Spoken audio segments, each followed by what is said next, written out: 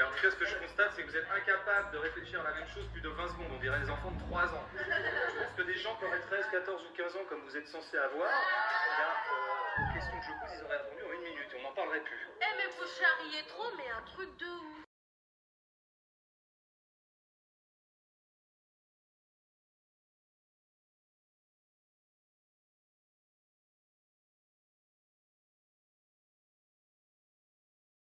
Tu t'excuses d'abord. Je veux que tu t'excuses pour ce que tu as fait tout à l'heure. Je m'excuse, monsieur, d'avoir été insolente avec vous. Pardon? C'est bon? Non, pas pardon. Je m'excuse. Non, non. Je m'excuse, monsieur, d'avoir été insolente avec vous. J'écoute.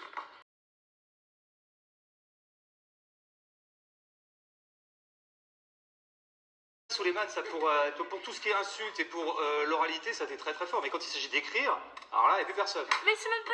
C'est bon? Monsieur, en fait, ça tech la nouvelle copain. On dirait un vrai daron maintenant. Ça va, Issa? T'aimes bien? Juste sur le daron, calme-toi un peu. Je te rappelle quand même que t'as 19 ans, t'as redoublé plus de 7 fois, d'accord? Que t'as ton fils qui est en 6ème juste à côté. D'ailleurs, faudrait qu'on voit qui c'est qui va aller chercher parce que je te sais que tu te fais bien à 17h aujourd'hui.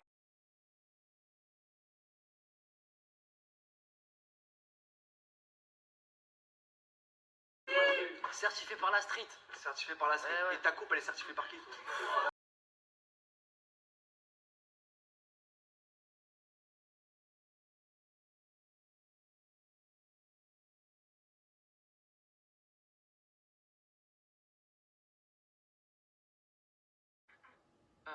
My name is Quentin. I have 17. My name is Quentin. I am 17.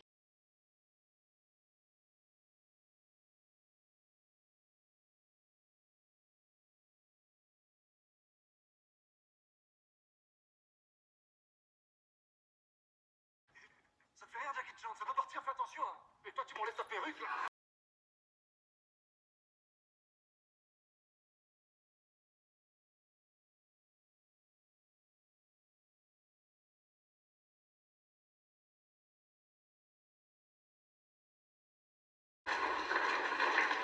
Et en silence. J'ai rien dit. Silence.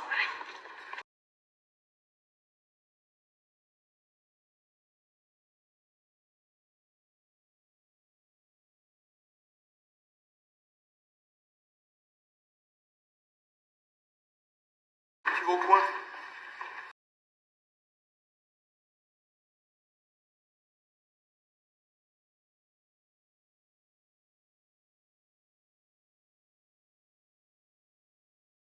C'est vous qui avez blessé Monsieur Maxence. Mais non, monsieur, c'est pas moi. Je ne questionne pas, j'affirme.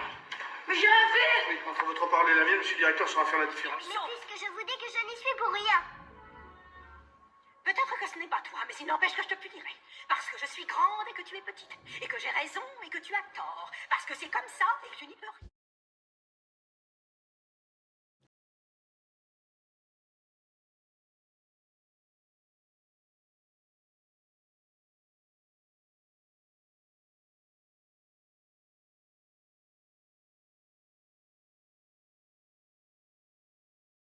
Bonjour, je m'appelle Victoria, je suis en 4e année et je vais vous raconter ma petite aventure avec mon institutrice.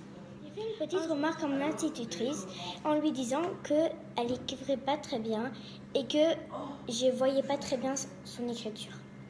Et elle m'a dit « Oui, mais Victoria, ce serait déjà bien si tu écrivais comme moi. » J'étais un peu sous le choc, tout le monde me regardait, mais j'ai accepté qu'elle m'engueulait dessus. Voilà. Bonjour, je m'appelle Nessa, je suis en 6e primaire dans une école communale.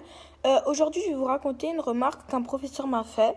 Donc, j'étais en classe avec ma copine, je lui parlais et à un moment, le prof nous a vus et m'a dit Nessa, vu les points de ton bulletin, j'éviterai de parler.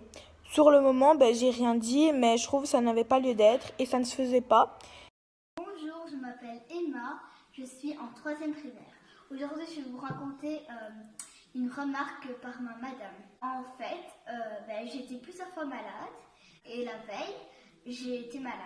Le lendemain, c'était l'école et maman, elle m'a noté un mot dans le journal de classe comme quoi j'étais malade et que je reste en classe. Donc, je lui donne le journal de classe, elle regarde le mot et elle voit en fait que le mot c'était encore pour rester en classe parce que que j'étais malade. Et elle me dit, bon là j'en ai assez de tes excuses, je n'y crois plus. Ça m'a choquée. Elle m'a traitée pour une menteuse, alors que c'était vrai, j'étais vraiment malade.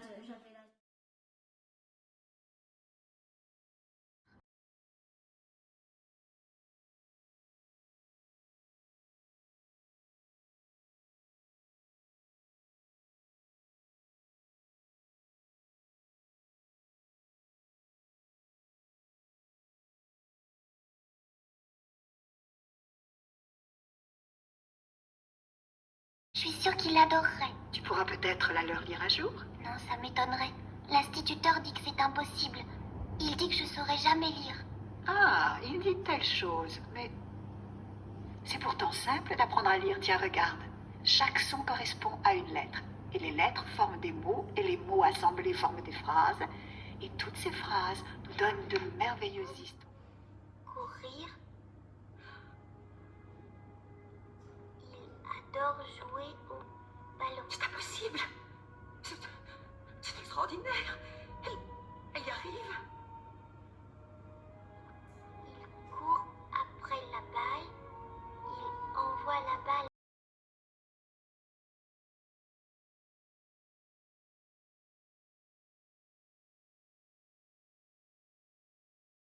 Bienvenue Mathilda. Tu as bien fait d'arriver aujourd'hui, parce que nous allons réviser tout ce que nous avons appris jusqu'ici. Ce n'est pas grave si tu ne saisis pas tout, vu que c'est ton premier jour parmi nous. Mais si tu connais une réponse, tu n'as qu'à lever la main. D'accord?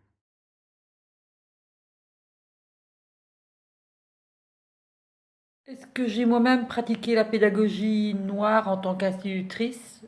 En tout cas, j'ai essayé de l'éviter, mais probablement que parfois certaines paroles dépassent un peu notre pensée et par le souci de bien faire, on insiste auprès d'un enfant alors qu'il n'est peut-être pas à un certain moment capable de nous entendre, capable de s'appliquer, capable de se concentrer parce qu'il vit des situations compliquées.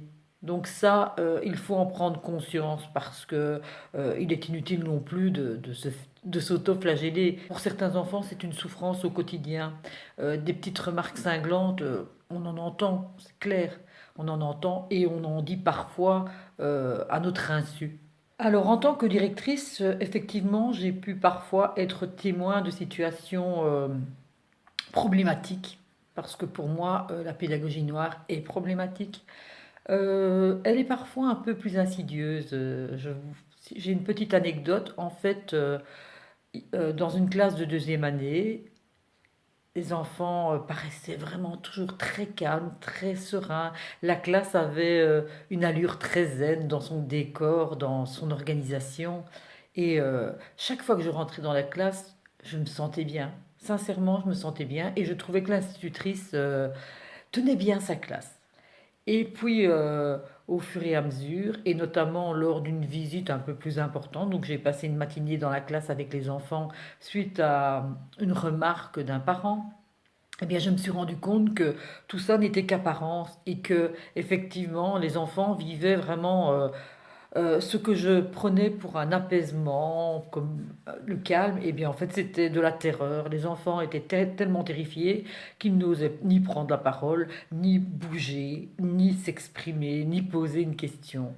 Et c'était relativement dramatique. Je l'ai vraiment très mal vécu et j'ai vraiment réagi par rapport à cette situation parce que quelque part, les enfants étaient en souffrance et ils se culpabilisaient et ne se plaignaient pas. Il y avait peut-être un seul enfant qui s'était plaint auprès de ses parents, un seul sur 22. En assistant à une leçon, c'était vraiment de l'humiliation, hein.